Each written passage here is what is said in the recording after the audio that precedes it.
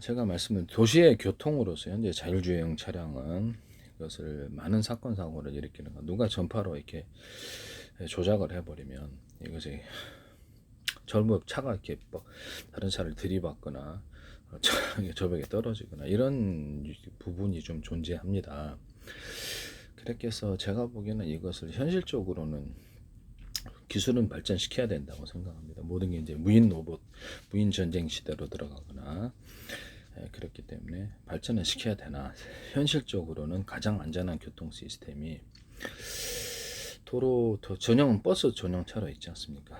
그 방식으로도 할 수 있고, 도심에 이렇게 고가처럼 이렇게 그냥 이렇게 땅 위로 할 수도 있어요. 땅 위로 다닐 수도 있는데, 그렇게 되면 다른 차량이 이렇게 교통이 방해가 되거나 땅에 이제 기차가 있는 거나 마찬가지여서 이게 뭐 2층, 3층, 미국 같은 데는 빈 땅이 굉장히 많잖아요. 전세 미국의 도시만 있는 게 아니라 땅이 광활한 데서는 이렇게 그 차량 한 대다, 뭐 이렇게 승용차 10사람 태울 수 있는 이런 정도의 것을 도로 하나를 2층으로 만든다고 합시다. 2층으로 만들고 다른 교통을 방해하지 않기 위해서 2층으로 만들거나 3층, 4층, 5층 이렇게 10층까지도 만들 수 있어요. 이게 이론적으로 무너지지만 한다면 지진 같은 게 대비를 해야 되는데요.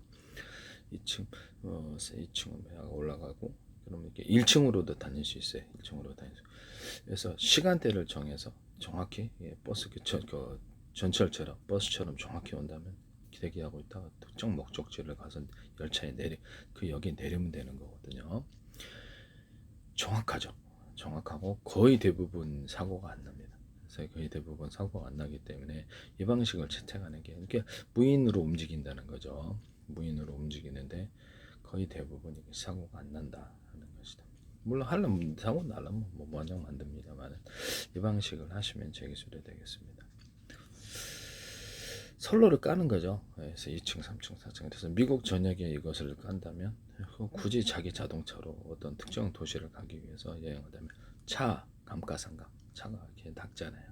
그래서 엄청난 비용이 들거나 또는 화물을 태울 수도 있잖아요. 그런 것에 화물을 태워가지고 어떤 역에 정확히 내리게 운송비용 주면 돼요. 지금도 KTX 같은 데는 화물을 다 보내거든, 탁송을 하거든요. 너무 좋죠. 그렇게 하면 화물도 운송할 수 있고, 저는 이게 괜찮다고 생각하거든요.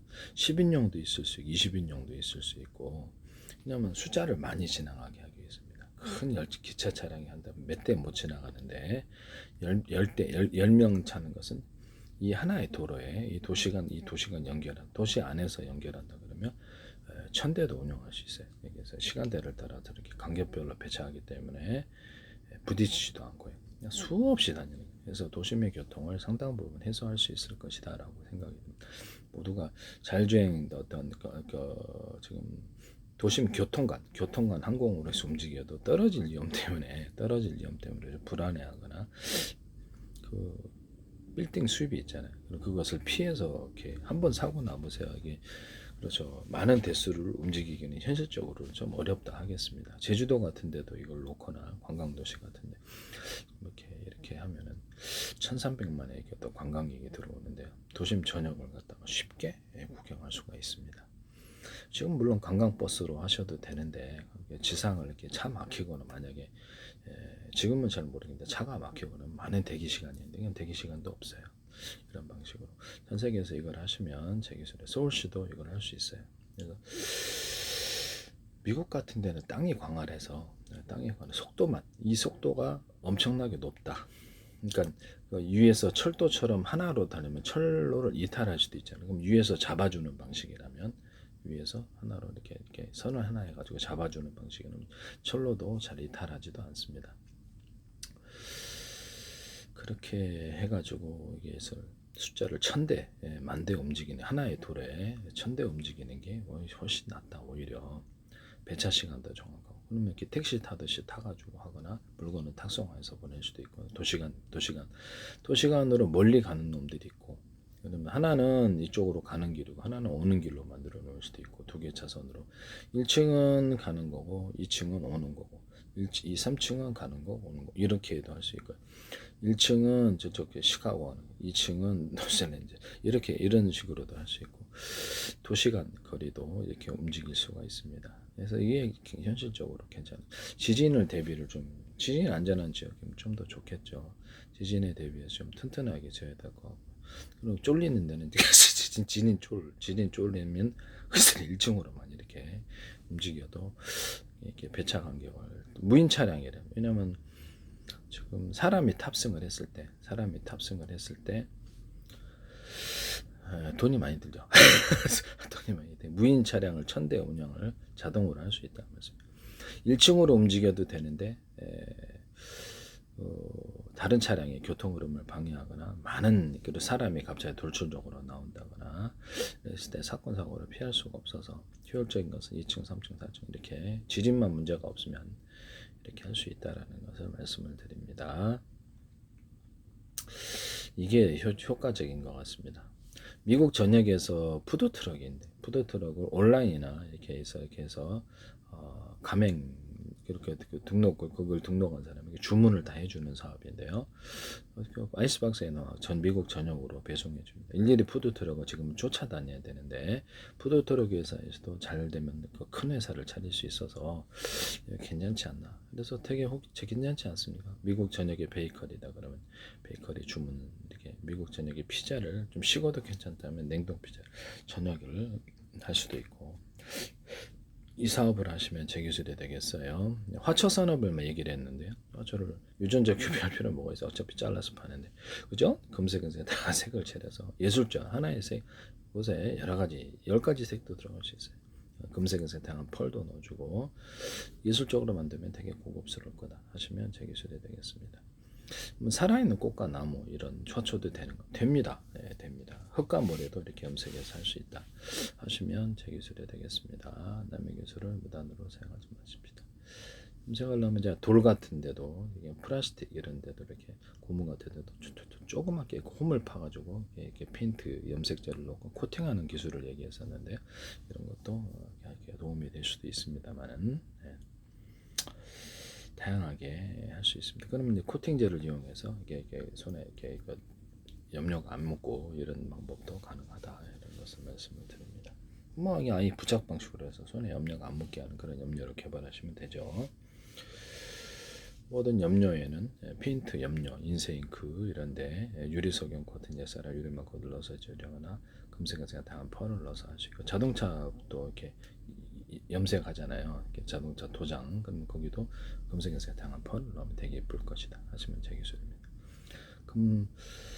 그래서 염료에다가 그다음에 엔진오일과 윤활제 이렇게 엔진 어떤 세척제, 불소원상 이런 데도 유리석용 코팅제 사라 유리막을 넣어서 제랑 그림 물감과 크레용 크레파스도 그러하다.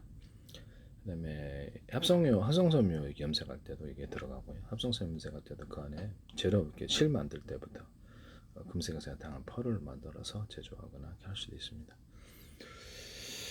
면실 만들 때도 들어가. 모든 실엔 스판덱스 아랍니다. 실을 종류는 다 들어가요. 그래서 이렇게 하시면 이렇게 좀 틀려요. 저도 그림에다가 이렇게 유리석용 코팅 예사라 유리막을 넣어서 펄을 넣어서 그림을 그리고 있습니다. 100% 이게 선명해 색깔이. 노르 페인트나 뭐 이렇게 KCC, 뭐 사마 페인트나 이걸 제 기술을 하지 마세요. 페인트 하나에 구멍 뚫고도 전생에 특허나세요.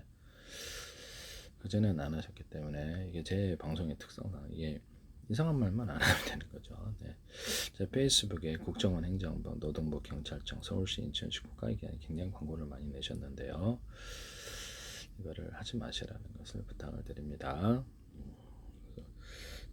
대한민국 정부란 이름으로 해서 문화관광, 보건복지, 서울시, 인천시, 도로구, 경기도, 하남시, 오산시, 뭐 이렇게 성남시 시자체들, 보훈처도 하고 한국은행도 하시고. 국가기관이 20몇 대 지금 몇 년째 광고 내고 계세요. 돈도 많이 들었을 텐데 여기 주한미대사가 몇 년째 광고 내시고 제가 YTN에 제 기술이 쏟아지고 있는데요.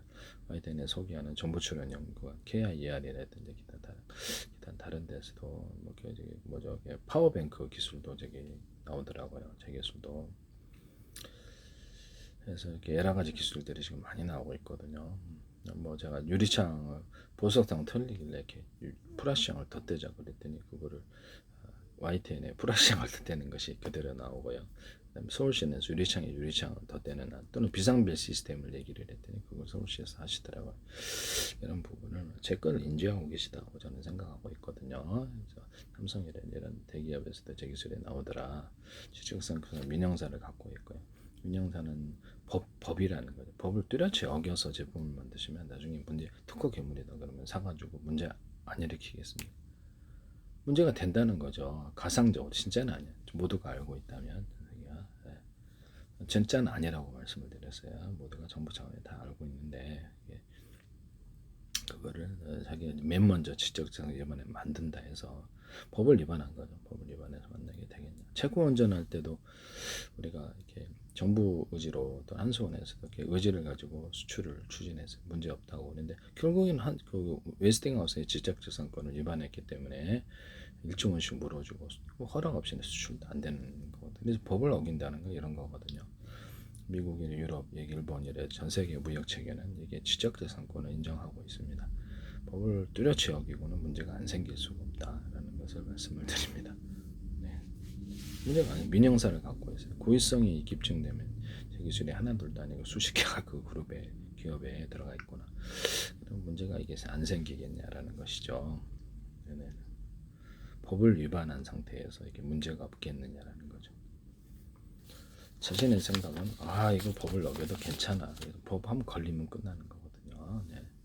그렇게 기업 파산의 원인이 되기도 하고 엄청난 배상을 내고 수출도 안 되고 물건을 회수를 해서 폐기할 수도 있어요. 네. 이런 부분을 말씀을 드립니다. 남의 기술을 무단으로 사용하지 마세요.